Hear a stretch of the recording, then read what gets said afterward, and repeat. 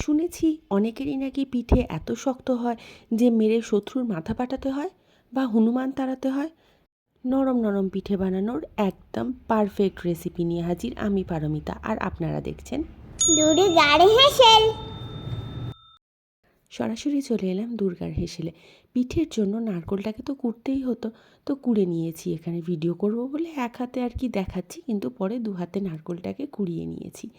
তারপর যথারীতি চালের একটা মণ্ড বানাতে হয়েছে, তো সেই জন্য চাল গুঁড়ি নিয়েছি, নুন আর নর্মাল জল দিয়ে চাল গুঁড়িটাকে মেখে নিয়েছি বেশ নরম করে।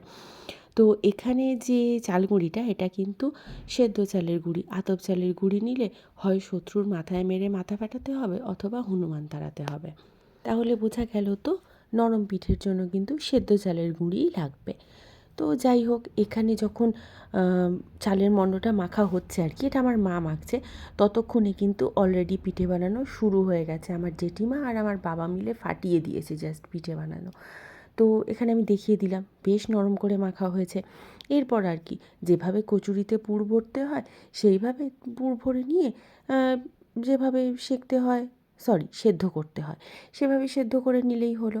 তো এখানে হয়েছে কি, আমি নারকেলটাকে কিন্তু ছাই মারা নারকেল ব্যবহার করিনি, অর্থাৎ গুড় দিয়ে নাড়ুর মতো বানিয়ে ফেলিনি। বাড়িতে অনেকেই আছে এখন যাদের সুগারের সমস্যা আছে বা অত মিষ্টি খেতে পছন্দ করে না, তাদের জন্য শুধু নারকেল কোড়া দিয়ে বানিয়ে দিন, মিষ্টিটাও কম হবে আর সত্যি বলছি মুখে লেগে থাকার মতো স্বাদ পাবেনই পাবেন। একবার ট্রাই করে তো দেখুন। তো এখানেই আজকে মোমো স্টিমার ব্যবহার করেছি। জলের ভাপে দিয়ে আধ ঘন্টা পর এরকম দাঁড়িয়ে গেছে পুরো পিঠেটা। এত সফট হয়েছিল, আমার বোন তো বলেই বসলো যে মনে হয় মোমো স্টিমারে দেওয়ার জন্য এরকম নরম নরম মোমোর মতো হয়েছে। তো যাই হোক, আমি একবার দেখিয়ে দিই এই গরম ধোঁয়া ওঠা পিঠেটা খেতে কেমন লাগছিল। স্বাদ তো বোঝাতে পারবো না, তবে আমি দেখাতে পারি এটা কতটা নরম। আর বোঝা যাচ্ছে কি, আমি একবার দেখিয়েই দিচ্ছি, এটা বেশ কিন্তু নরম।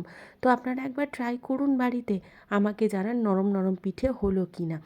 আপনারা ভিডিওটা চাইলে আরেকবার দেখে নিন, একটু তো তাড়াতাড়ি করেছি। আমি ততক্ষণ পিঠেটা শেষ করে নিই। দেখা হবে নতুন ভিডিও নিয়ে। সাবস্ক্রাইব করে পাশে থাকবেন কিন্তু।